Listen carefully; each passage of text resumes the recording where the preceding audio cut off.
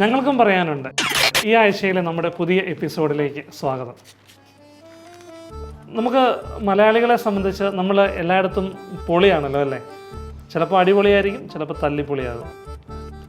നമ്മൾ വളരെ പ്രശസ്തമായിട്ടുള്ള നമ്മുടെ സലീം കുമാറിൻ്റെ വളരെ പ്രശസ്തമായ ഒരു ഡയലോഗ് ഉണ്ടല്ലോ അല്ലേ? ഞാൻ ഈ മലയാള നാടിൻ്റെ ഗന്ധമൊന്ന് ആസ്വദിക്കട്ടെ.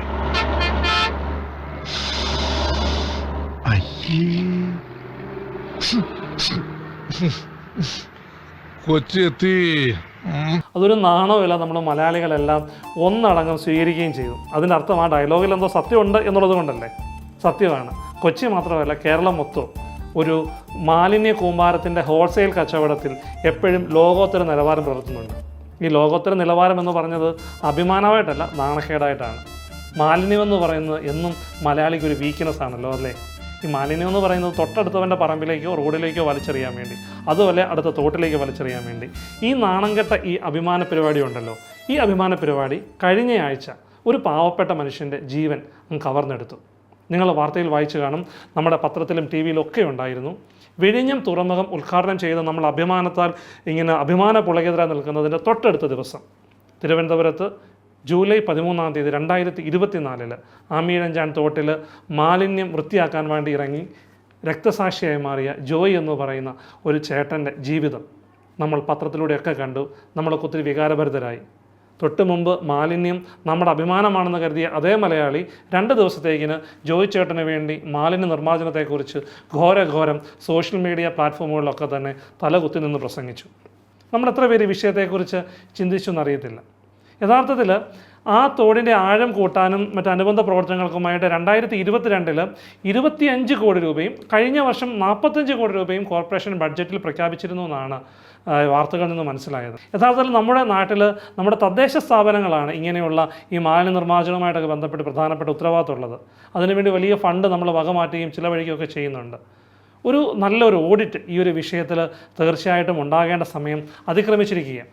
അത് മാത്രമല്ല, നമുക്ക് മനസ്സിലാക്കേണ്ട ഒരു കാര്യം, ഇങ്ങനൊരു അപകടം ഉണ്ടായപ്പോഴത്തേക്കിനും നമ്മളൊരു പരസ്പരം കുറ്റപ്പെടുത്തല, തിരുവനന്തപുരം കോർപ്പറേഷനാണോ അതോ റെയിൽവേ ആണോ ഇതിനകത്ത് ഉത്തരവാദി എന്നൊക്കെ പറഞ്ഞുകൊണ്ട് നമ്മളിങ്ങനെ കുറ്റപ്പെടുത്തിക്കൊണ്ടിരിക്കുക. എവിടെ നോക്കിയാണ് പിടിച്ചത്?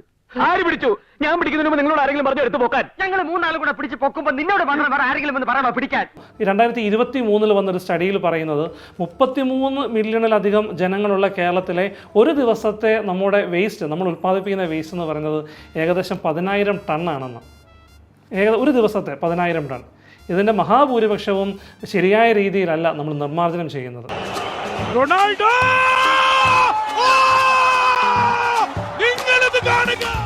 യഥാർത്ഥത്തിൽ കഴിഞ്ഞ ദിവസം നമ്മുടെ ഹൈക്കോടതി പറയുകയുണ്ടായി, ഈ തോട്ടിൽ മാലിന്യം തള്ളുന്നത് ആളുകളെ കൊല്ലുന്നതിന് തുല്യമാണെന്നാണ് അഭിപ്രായപ്പെട്ടത് കോടതി.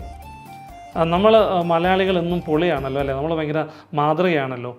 ഈ ജോയി, ഈ സഹോദരൻ ഈ അപകടത്തിൽപ്പെട്ടു, അദ്ദേഹം മരിച്ചു എന്നൊക്കെ അറിഞ്ഞപ്പോഴത്തേക്കിനും നമ്മളങ്ങനെ ഭയങ്കരമായിട്ട് വികാരം കൊണ്ടു.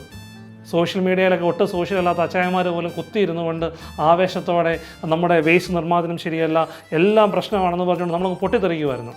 ഞാൻ കുറച്ച് നല്ല മാതൃകകൾ പറയാം. ഈ കേരള മോഡലിലെ ചില മാതൃകകൾ. ഈ തൊള്ള നിറയെ ചിപ്സ് അങ്ങോട്ട് തള്ളിക്കയറ്റിയിട്ട് മിച്ചം വന്ന പ്ലാസ്റ്റിക് കവർ റോഡിലോട്ട് വലിച്ചെറിഞ്ഞ ഒരു ചേട്ടൻ ഈ ജോയിക്ക് ആദരാഞ്ജലി അർപ്പിച്ചുകൊണ്ട് ഫേസ്ബുക്കിൽ പോസ്റ്റ് ഇട്ട് മാതൃകയായി. ഇനി വേറൊരു മാതൃക പറയാം. കൊച്ചിൻ്റെ ഉപയോഗിച്ച പാമ്പറും ഇച്ചിരി ഉപയോഗിച്ച് മിച്ചം വന്ന ഈ ബേബി ഫുഡും മറ്റു പലവക മാലിന്യങ്ങളും എല്ലാം കൂടെ ഒരു കൂട്ടിൽ തള്ളിക്കയറി റോഡിൽ വന്നിട്ട് ആരും കാണാതെ 2 വീലറിൽ നിന്നും വിദഗ്ധമായി വഴിയിലേക്ക് വലിച്ചെറിയുന്നതിനിടയിൽ ഒരു ചേച്ചി ഫേസ്ബുക്കിൽ ഇതേ ജോയി ചേട്ടന് ആദരാഞ്ജലി അർപ്പിച്ചതിന് താഴെ ഒരു ലൈക്ക് അടിച്ച് വീണ്ടും മാതൃകയായി. ഈ വളിച്ച സാമ്പാറും അളിഞ്ഞ തക്കാളിയും എല്ലാം കൂടെ അടങ്ങുന്ന ഒരു ഭക്ഷണ കിറ്റ് അടുത്ത വീട്ടിലേക്ക് ഒരു ഉളുപ്പുമില്ലാതെ വലിച്ചെറിഞ്ഞ വേറൊരു ചേട്ടൻ കൂട്ടത്തിൽ നല്ല ദുഃഖഭാരത്തിൽ, ആഴമായ ദുഃഖഭാരത്തിൽ യൂട്യൂബിൽ ജോയി ചേട്ടനുമായി ബന്ധപ്പെട്ട് വന്ന വാർത്തയുടെ താഴെ കമൻ്റ് ഇട്ട് വീണ്ടും മാതൃകയായി.